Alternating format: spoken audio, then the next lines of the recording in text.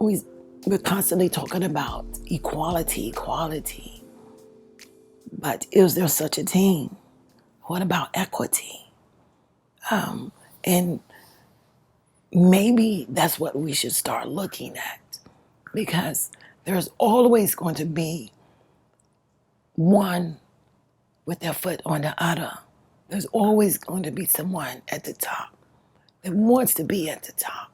But if we have those same advantages or those same resources at this point, what we do with them is upon us. If we all start there with that equity. Guy came up to me and said, your grandfather was a real activist. He didn't use that. He used a few other words to describe him, and said that he had tried a number of times to vote in the Democratic primary. That made him a real activist, actually a rebel. The nursing and teaching were the occupations and the professions that African American women could aspire to. So we had the best of teachers, but again, the physical resources, I can remember hand-me-down books that we had received from Central High School. You could tell there was writing all in them. And one of the things that I guess if I regret anything, was the fact that there were no art courses offered at my high school. And I always liked to draw and sketch and wished that I could have taken formal art. And it would be a moot point if nobody black decided to transfer.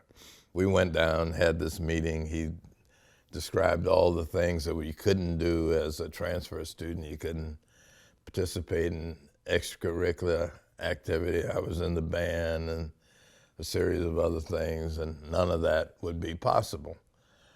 But I figured if they were putting all these restrictions on, that this had to be a bigger deal than they were letting on.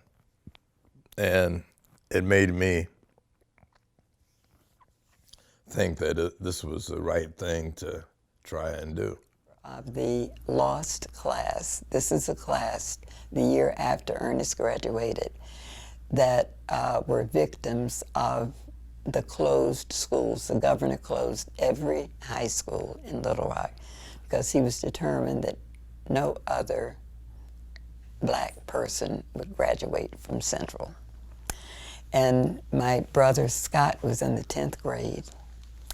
My mother, he told me last year, I didn't know this, that my mother tried him in 8 different school districts around Little Rock, but because she was teaching and my father had passed, logistically, it was just impossible to operate under those circumstances.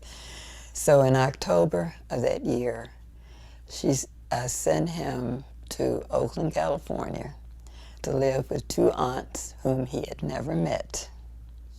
But I really think his experiences just really soured his relationship with formal ed, although we always said he was the smartest one of all of us, and is probably now the best well-read of the 3 of us. I was in the Air Force, stationed in Montana, when I took my GED. I hear about these people studying. I mean, long study just to pass a GED. It came to me one morning, okay, you're gonna take your test. And I took it and passed. And that was my high school.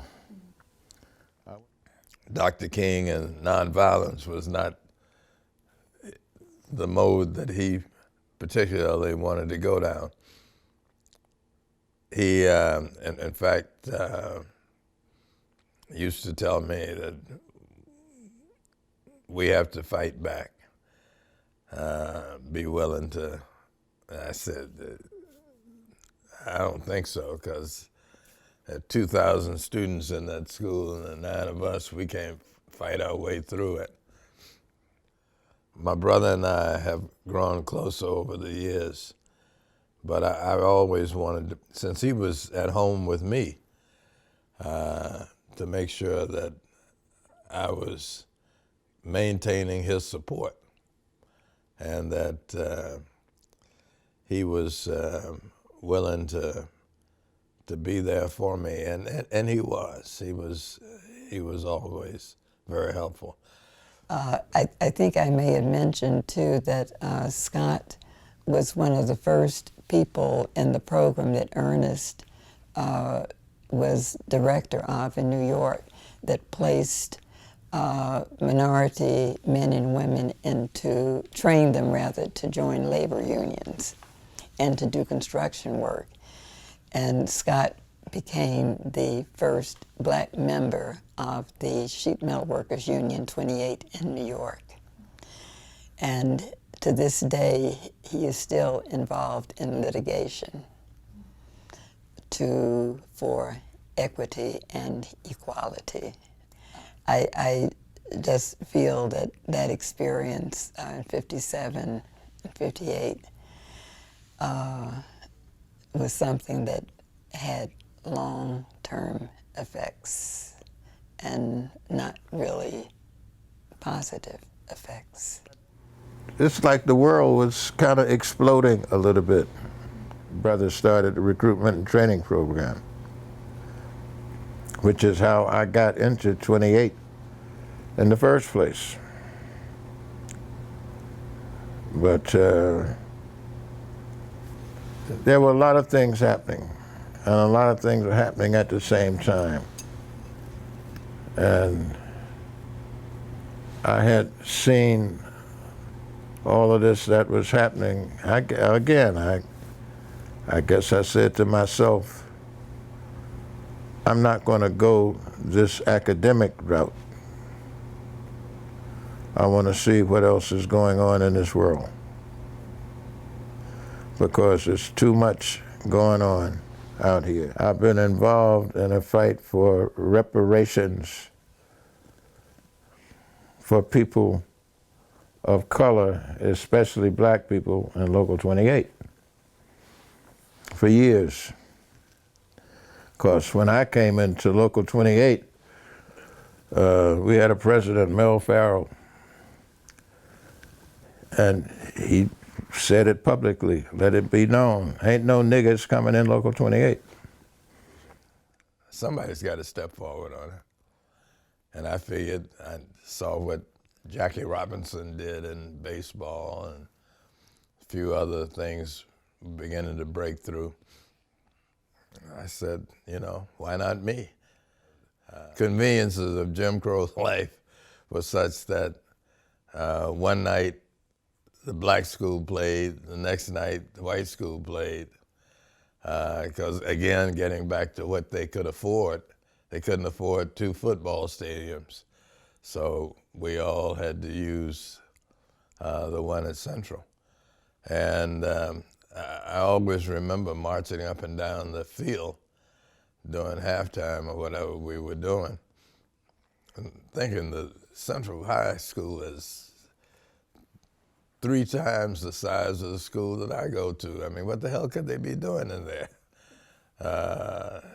So both my curiosity and the fact it came out of this family of teachers that they knew that Central had, more books, more science labs, more this, more that. You really didn't have to be a rocket scientist to figure that a building 3 times the size of yours had more going on in it. And it was, we our experience, school experiences were rich. But again, physical resources were limited. So it was, you didn't dwell on what you didn't have. That was, I think, the key. We knew that we had excellent support. So you could just go around the neighborhood and count the successes of people who had received, I think, the kind of psychological support without some of the physical amenities. Privilege comes in many flavors, connected with race, gender, economic status, class, education, sexual orientation. Privilege enables us to fly high above the negative consequences that might otherwise alert us to inequities. We don't feel the inequity, so it doesn't exist for us. Connecting with others and hearing their stories, like those of the Green siblings or those of the indigenous elders we've interviewed, can alert those with privilege to the structural problems in society.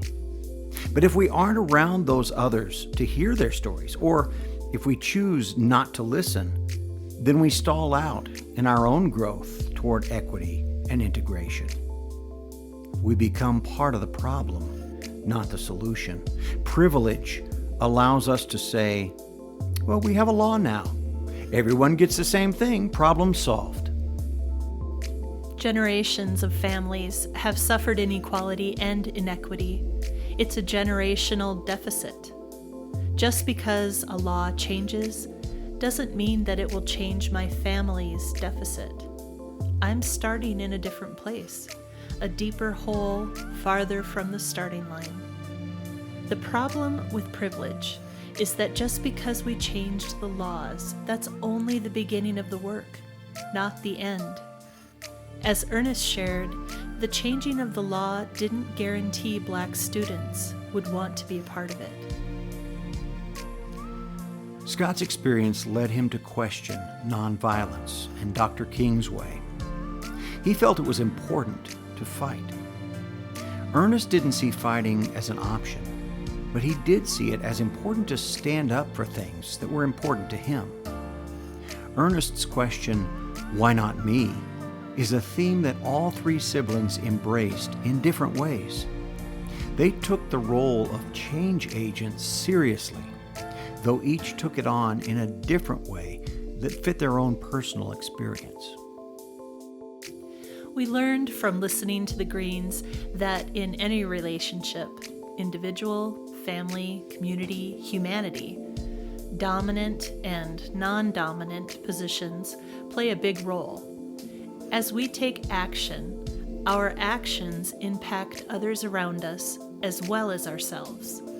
Often, the privilege of a dominant position allows us to remain unaware of the outcomes others may suffer. To communicate some of what we've learned, we developed this action to outcome continuum. At the time of the Little Rock 9 desegregation incidents, at least one very clear dominant-non-dominant action and outcome relationship was foremost. A majority of the white community was in denial that there was any problem with segregation, while most or all of the Black community felt utterly disempowered. The process of desegregation, through much pain and struggle, resulted in a growing awareness of inequity among the white community and expanded opportunity for learning and education among those in the Black community. In the best of situations, of course, this cycle leads to actions of restorative justice within the white community, exemplified, for instance, by Triopia Washington receiving the degree, honor, and apology her mother should have received years earlier from the University of Arkansas, and toward true empowerment within the Black community. It is also important to note that just and powerful is the inherent state of all human beings who enter the world, but that societal norms teach most of us early on that we are privileged in particular ways at cost to others. or that we are denied in particular ways due to some societal status that falls beneath others. What is important to understand within this cycle is that the dominant, non-dominant designation is fluid for each individual, depending upon the situation and the circles of identity involved. I may find myself on the disempowered end of one situation because of my gender, and yet in a privileged position given my social or economic status.